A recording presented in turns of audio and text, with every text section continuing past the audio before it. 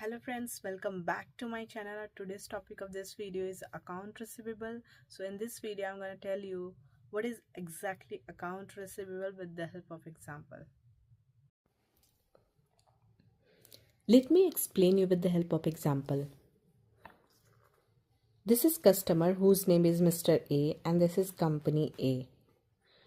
The customer went to the company to purchase the book whose amount is $350. Now, after purchasing the book from the company, customer promised to pay the amount later, not now. Customer is saying that I will pay the amount for this book but not now, in future date. In future date, I will pay you the amount. Since he promised to pay the amount later, this amount will become pending.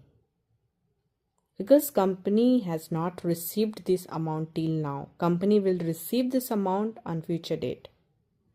So what company will do? Company will record this $350 in its account receivable account. And this will go under the current assets. Since company will receive this amount in future, this will become the asset for the company as of now.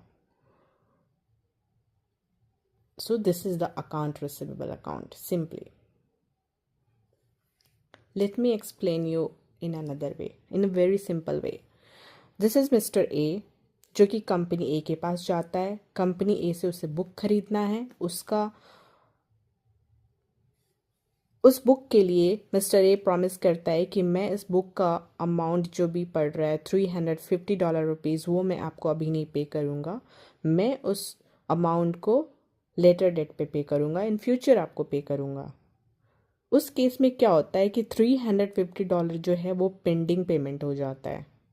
Payment जो है वो pending होता है since customer ने उस amount को अभी तक पे नहीं किया है.